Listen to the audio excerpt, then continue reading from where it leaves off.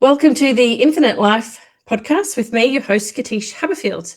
This week, I'm really, truly privileged to bring somebody to you who is new to me in the past 12 months. Her name is Sarah Ann. She's an Aussie like me. She's Sydney-based.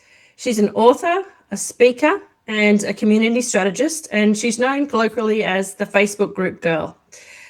After being told she was legally disabled at 18, she went on to build a 7-figure business, probably more by now, and thriving online community of more than 8,000 small business owners. Through her book, Million Dollar Groups, and coaching programs, Sarah helps founders and coaches turn their life experiences into profitable, purpose-driven communities that change lives, starting with their own. Sarah Ann, thank you so much for coming on and welcome to the podcast. I'm so excited to be here. Thank you. I think that one of the fundamentally most difficult things people need to learn and understand about the world that they live in is their perception of self. I think everybody on the planet struggles with how they look, how they feel, how they think, what they should do, what they shouldn't do, and they have lots of judgments and labels about themselves. Tell us your background, because you've been on a profound journey of self-love since you were a little girl, and it really has helped me reflect on my own journey of self-love. Cool. I like that. I don't actually talk about self-love a lot, but I'm super excited to talk about it. So when I was young, let's say 11, 12, I had a little sleeping issues from a really young age. I never really slept super well. And then before I was a teenager, I had somehow developed binge eating issues, and my parents would have to lock the food or not buy food. I was quite overweight at a very young age, and I was just always wanting to pop food in my mouth. And then by the time I was 17, my sleeping problems were getting worse and worse. I was getting more aggressive, and then I'd reached this point where I had complete insomnia. I would sleep maybe an hour a night consistently. So I started having psychotic breakdowns, and I went to a psychiatrist just before I turned 18.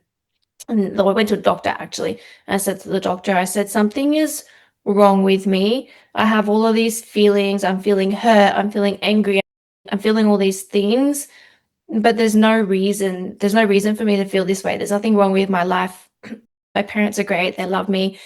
And of course, I was just about to turn 18, so I wasn't quite old enough for an adult psychiatrist. And they're like, look, you can go see a child psychiatrist with your parents, or you can wait until you're 18.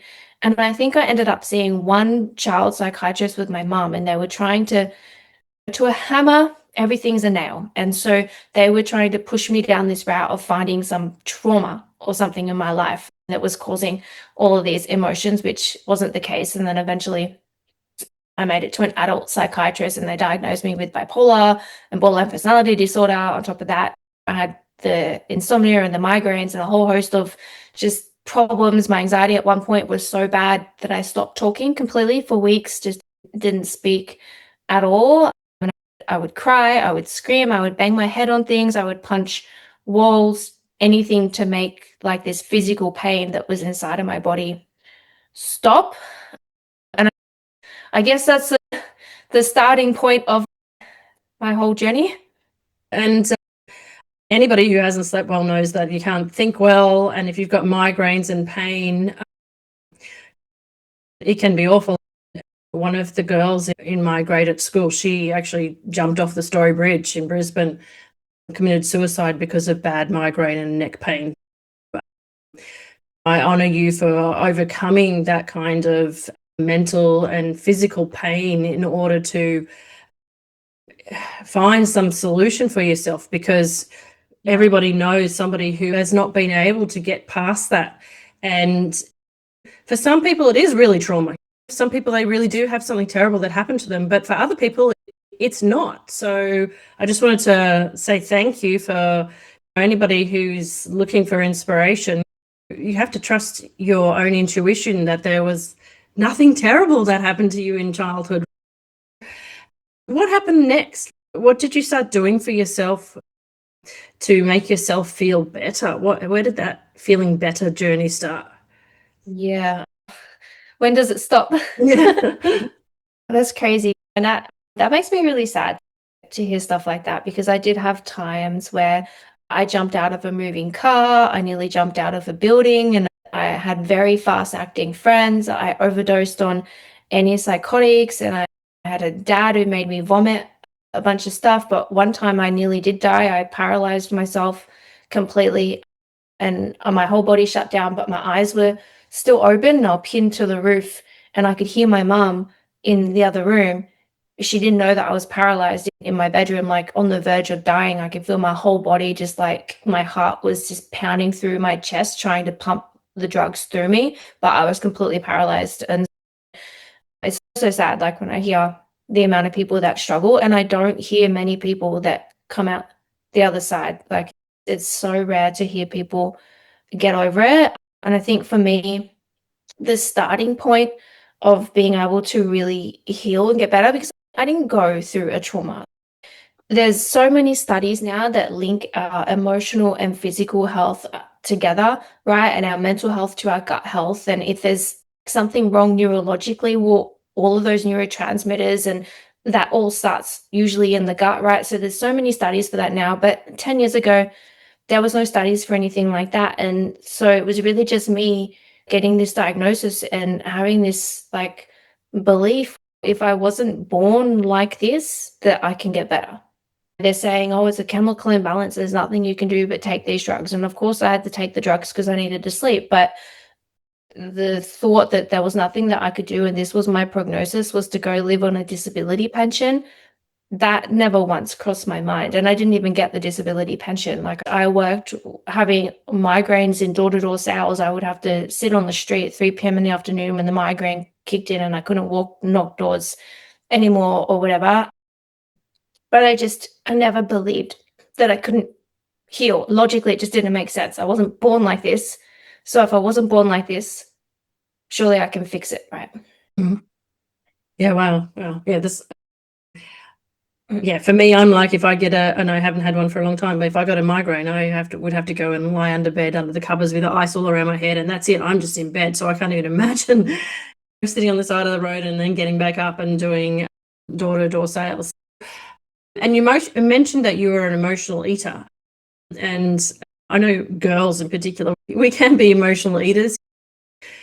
We train ourselves, I'll feel better if I have some chocolate, and it does work, but you can get stuck in that cycle of I deserve a Tim Tam today.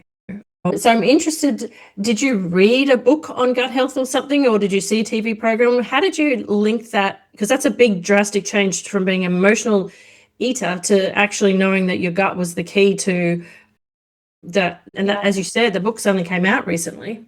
Yeah, that was just years and years of just back and forth, trial and error and studying. I'm 33, so I was like 18. So there was like just starting to be books and stuff about this around about then. But it was not mainstream medicine, and I don't think it is now still. I think if you go to a psychiatrist now, I don't think they're going to tell you to check your gut or check your diet, or are you eating gluten, are you eating inflammatory foods? I don't think that's still in the mainstream medicine, but there was starting to be some books. I remember when I first started looking into it, I was researching borderline personality disorder and BPD and all these things. And I'm watching these YouTube videos and I'm just watching how bad it is. And then at first I'm just like watching and feeling, oh, that's me, that's my problem. So I'm feeling like a bit of a connection, like, okay, I'm not alone in this. And then at some point, I was just trying to get healthy. It wasn't like I thought this is going to be the thing that's going to fix me. I was just trying to be healthy. And so I was listening to books, or I was reading books. I found some stuff like on the gut brain. I found some stuff on the microbiome. I did all kinds of stuff. I did Tony Robbins, and I tried to listen to, who's that? You and Joe Dispenza. It's, what's the name? He's got a really famous book, How to Undo Being Yourself or Change Your. Okay, yeah. But anyway, I tried to listen to it and I couldn't get through it because it was like too big and wordy for me and stuff. But I was just on this journey of just trying to learn and trying to get better. So there was never really any one time where it was like, oh, this is my strategy, or this is my path forward, or this is how I'm going to fix this. At some point along the way, I had seen studies or information about wheat and gluten and depression and mental health issues and stuff like that. But I went to the doctor and they did a test and they're like, no, you don't have any wheat intolerances. And they said that I was fine. And so I was like, okay, I guess I was fine. There was a really big turning point where I'd gotten into rock climbing. I was really interested in just being healthy. And I went vegan. And I'm not vegan now or anything like that. And this is not like about going on a vegan diet, but I was just on a mad health kick. And I think I also went gluten-free. And I don't know why, but I was just eating just a lot of beans and fiber and veggies and all that stuff. And I was feeling really good and I was climbing and I was really active and lean. And then I had an accident. I hurt my shoulder. And the first thing I did was start eating crap. And I noticed that every day that I ate wheat, I started to feel worse and worse. Not just worse, like pain in the stomach or lethargic, but then I started getting really moody and emotional. And all of a sudden, I started snapping at people and causing fights and looking for problems that didn't exist. And of course, I had a problem as well, but like it was exacerbatedly worse every day that I ate wheat. And I was like, hold on, this is very interesting because I haven't really felt like this in a while. And so then I cut it out again. And then I tested this again like a little bit later and I started eating the wheat again. And I noticed, hey, every time I eat this every day, like consistently, my moods get worse day by day until I'm at a point where I'm like pretty much an emotional wreck and I'm lethargic. When I noticed that was a huge trigger for me, and I was like, okay, this really is the thing, this really is the path. And then the process of healing that, I think, was actually not being obsessed with healing it and just being healthy, because it's a really long process to heal long-standing gut problems. And I also have some other gene defects that needed some supplements that I didn't know about and other bits and pieces. And so it wasn't like, again, I have a roadmap forward to fix this, but I was just on the journey of being healthy and I'd found that one big trigger. And so I cut that out and that was really helpful. And today, as Sarah in 2026, how do you structure food and fitness and the healthy version of Sarah into your life? Because you have a very busy schedule. So what are your non-negotiables? What do you do in your world to keep yourself feeling great? I think it's still because life is really busy at the moment. I'm traveling a lot. I'm not home much. And so I'm still working on my perfect routines and days and non-negotiables. But definitely for me, I don't eat wheat because it's very inflammatory to me. And I notice that I don't feel good. I feel lethargic. I get gassy. I get moody. And then I don't have the energy or the mental bandwidth to think and operate the way that I want to operate. So I just don't eat it. I can eat potatoes. I can eat rice. I can eat sweet potatoes. Like I don't need wheat. I don't need bread. I don't eat that. And then exercise. It's so basic, right? I did a genetic methylation test, and I don't know if you know what a methylation test is, but we have this cycle in our body that helps convert certain vitamins to an active form, which we can use them. Predominantly, it's B vitamins, but there's other vitamins and stuff involved in this. And because of certain defects that I have in this, my body doesn't detox very well. So my detox pathways are impaired, and I don't convert certain vitamins, which it regulates. So like people with ADHD have this gene defect because it regulates your dopamine responses and other neurotransmitters, your serotonin, your dopamine, your detox pathways. So you think about if your dopamine receptors are not regulated properly, and neither is your serotonin, and you're not detoxing all the crap we put into our body on a daily basis, that's really going to slow you down cognitively, right? And because of one of these defects, I need to get my heart rate up every day. And it helps, somehow it helps with I don't know, it must burn off a certain thing to another thing or something. I don't know. I had a consult with someone, and I do notice that if I exercise a lot more frequently, I fucking feel way better. It doesn't have to be long, doesn't have to be big workouts. It's not like crazy high intensity workouts, but I have to get my heart rate up every day. And I notice if I'm only getting my heart rate up 2 or 3 times per week, I don't feel as good as if I'm doing like 5 or 6 or 7 times per week. So that really important for me. And then just get your steps in, get your sunlight, try to have a good sleep routine, the basic shit. It's so basic, but it works, right?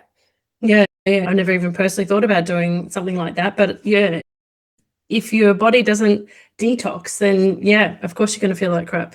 And when you do get time to yourself, what sort of things do you do to de-stress, to decompress? Because you run so many different masterminds and coaching groups and you speak a lot. So what do you, just out of curiosity, what does Sarah do for fun? I feel amazing after doing this, and that was just for me, other than exercise. Yeah. Other than exercise, I'm like a clown and I snowboard. I love those things. But then just in terms of de-stressing, I don't necessarily have a set routine, but I feel like I'm very in touch with my body and what my body needs. And so if I need to breathe, if I need to walk, if I need to nap, if I'm at a certain phase in my cycle and I can't push today, like I'm just very in tune with that. And so I feel like regulating it's a daily thing, like you're daily just bringing yourself back to a grounded space, or pumping yourself up ready to work, or calming down ready for bed, or like your state regulation isn't something that some people can plan it in, like 7 p.m. or 8 p.m. or whatever, but it's this thing that we're always just doing. And so I think if you can get really in tune with your body, then you can give it what it needs when it needs, and it just flows through the day. Yeah, absolutely. And you work with a lot of small, tiny, and massive entrepreneurs, and you teach them how to grow Facebook groups and communities so that they can achieve their goals and they can serve and help people.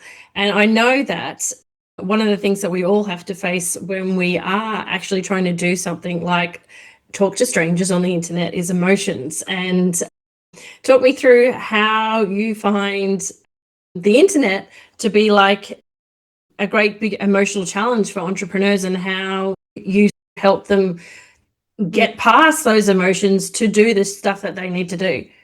Yeah, I remember the first time I did a Facebook Live, one of my mentors said, go and share your story about how you got into sales. And the way that I got into sales was through mental health, because I was kicked out of school. I wanted to go get breast implants, but I'd spent half the money and I'd already booked in the surgery, and I needed a job to make quick dollars to get more money to go get the surgery for the breast implants. And I was still at that time trying to study psychology and go, what the heck is wrong with me?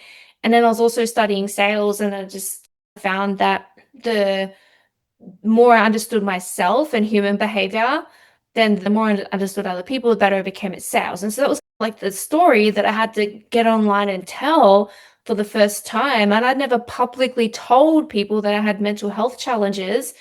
And there's a lot of stigma around it. I didn't want to be seen as like attention seeking or making stuff up. I was 25, so I was really on the turning point of coming out and being at this point where I was like fully healed, and I was still running from it. Like when you're chasing this new version of yourself, there's like this fear of slipping back into this old version of yourself. And I was still at that phase where I was like running from it. And I didn't want to acknowledge it, I didn't want to talk about it, didn't want to be seen as that.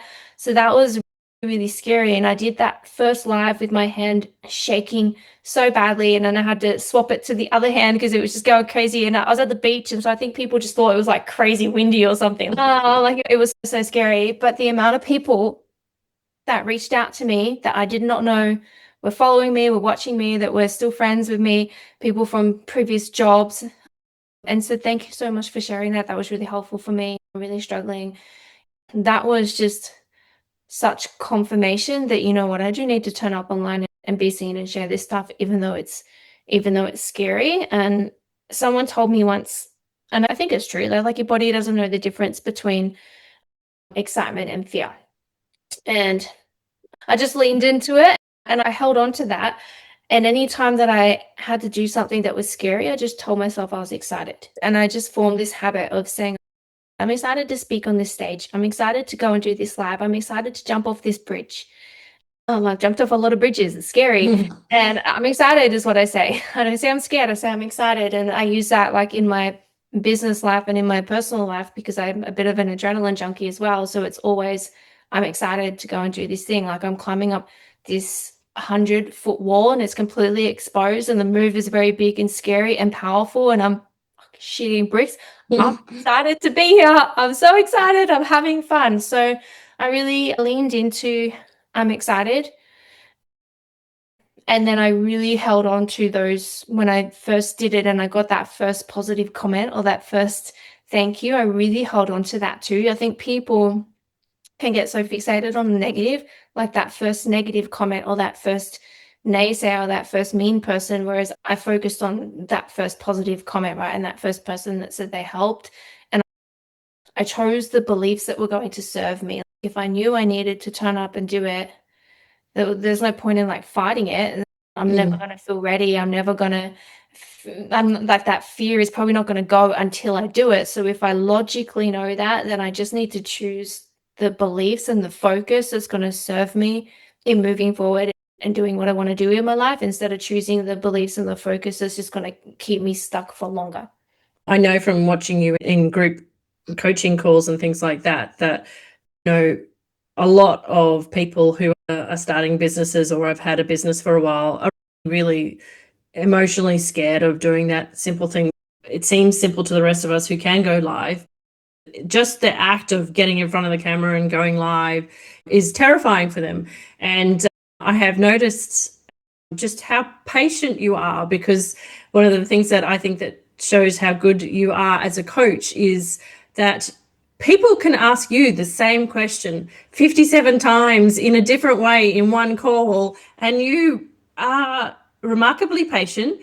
I don't know whether you take internal deep breaths, but you just smile and you state it in a way that they understand, that the last person who said exactly the same thing and didn't understands it for them. So I wanted to say that I think that's one of your key brilliances, that you also seem to be able to just really be there for people with their emotions, and it's as if you can see that their emotions are clouding their ability to hear you and follow the instructions.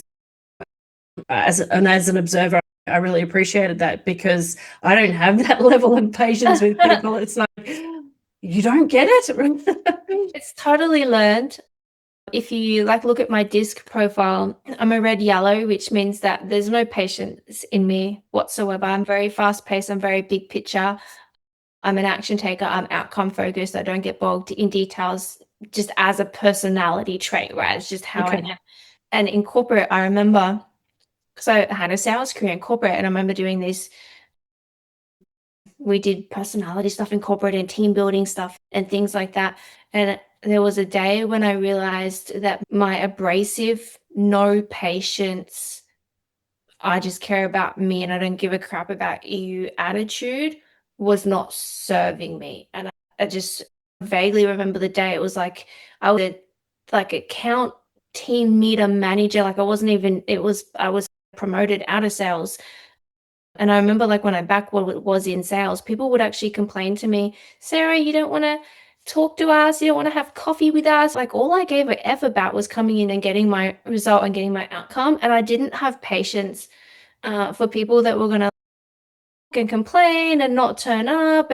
And so quite naturally, I'm not a patient person. And my mum needs to hear all these people on the internet saying that I'm patient. But I realized that was not going to serve me when it came to dealing with other human beings. And you can't be successful in life unless you are successful at connecting and communicating and dealing with people. It's completely, for most of us, it's completely unavoidable. Usually the most successful people in the world have figured out how to connect, communicate, or take themselves out of that role and put someone else in that role that is successful. So I just had that awareness at some point. I had some good mentors in corporate at some point that mentored me on my abrasiveness when I was young.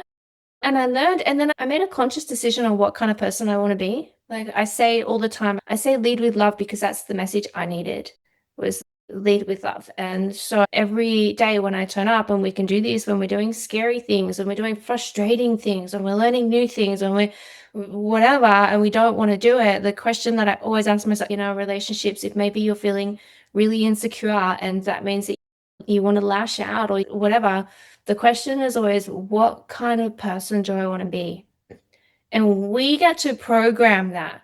Like this up here is a machine that we can program, which is really cool. And if you say it enough times and you practice it enough times, the amount of times I have said in my head to myself that I want to be the kind of person when someone is really frustrating, really dumb, really annoying, freaking out, any of these things, I'm the person that smiles and is grounded and chilled. And I program that. And one of the things that I've noticed in your journey just in the last 12 months, I have never seen anyone like you invest so much in mentors. To me, it's astounding the level of risk that you take financially with mentors, but it works for you. And so what I see there is that ability and willingness to say, I have this success and I have this level of change in my own life, but here are some people that can teach me more and I can learn from being around them. Can you talk us through how being around different sorts of mentors that you've been around has opened up new understandings for yourself about yourself and about how to work with others? Yeah, I love that. I have never been opposed to paying money, which is just a resource, to learn to get a result faster.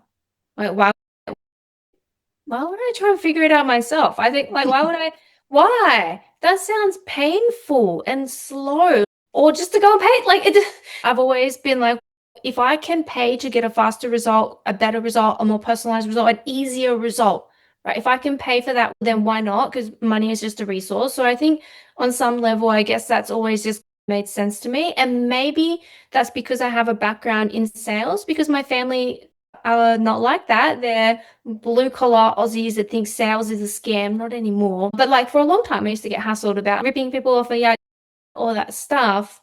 But I think because I had a background in sales, I've never been opposed to being sold to, because I believe I have integrity. I believe that I'm helping people. I believe I'm a good person. So I also have that belief about people selling me things. And so when I first stepped into the personal development space and people were selling me opportunities to help me have success faster, I didn't have any resistance to that, because I'm like, oh, they're good people just like me and they're going to show me how to do it faster.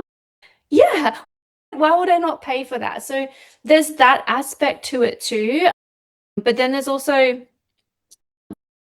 the self-belief. Like anyone can do this, because when I started business, I just told myself that I had done harder things. I'm like, you have healed yourself from mental issues. You were legally mentally disabled. You were like a crazy person, like having breakdowns every day. And now look at you. You've done harder things than build a business. And if you've had kids, you've had babies, oh my God, I'm scared. I don't want to do that. Like, I don't want to do that.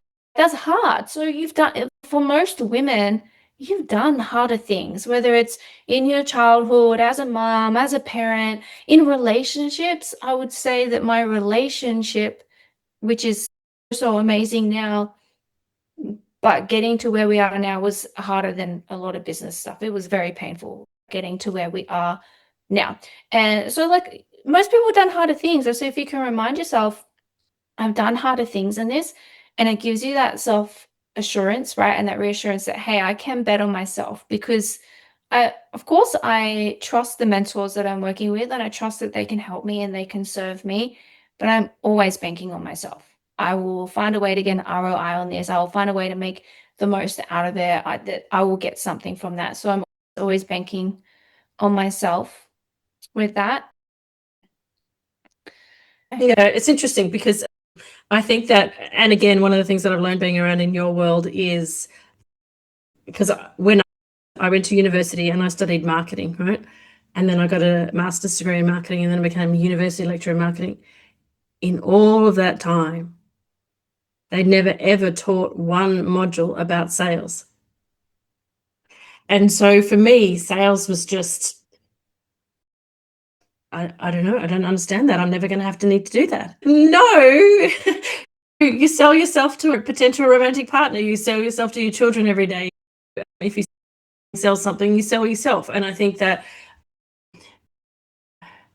in my own journey, my biggest resistance has been, I'm the opposite to you. I have banged my head against the wall in terms of paying for mentors. I have banged myself because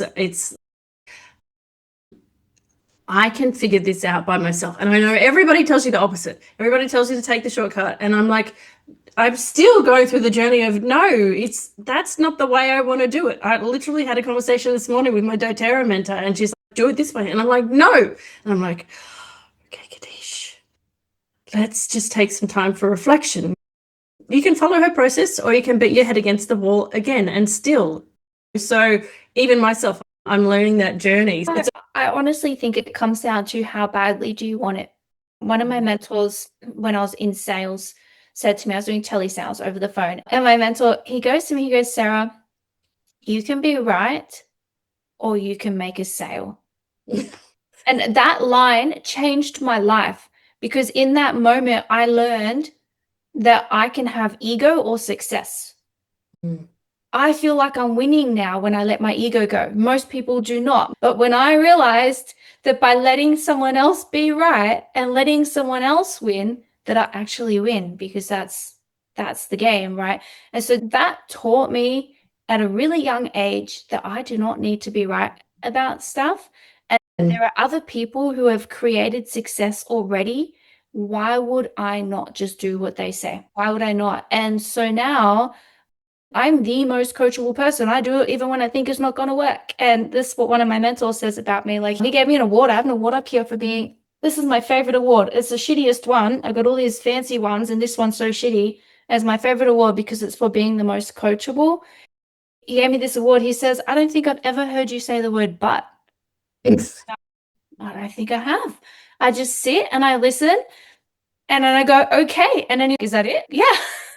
That is like all I do, because I have realized that we fight it because our ego wants to be right. But I realized that if I fight it, it actually makes me a fucking idiot, because they have the results and I don't. So who's the dummy? Who's actually the dummy here? So I'm still ruled by ego. That's the funny thing about it, is I'm still ruled by ego, but I have realized that to be right, I have to be wrong, and to have success, I can't have ego. So I do have ego, but I place it elsewhere. And yeah, I think I'll have a cup of tea and sit down and have a think about this. If you just to let people know how they can become part of your world, and maybe what you've got coming up in the first part of this year. Yeah, amazing. I don't know who your listeners typically are, but you guys can find me on Facebook. It's Sarah Ann. You'll see it says The Group Girl. If you're in coaching or in business, or you want to build a community, I do have a book on Amazon. It's $27, but if you just message me on Facebook book, I can give you a link to get it for free if you're building a community of sorts. If not, we can just be friends. Yeah, perfect. And I'll link in the show notes to your Facebook profile so that they can do that.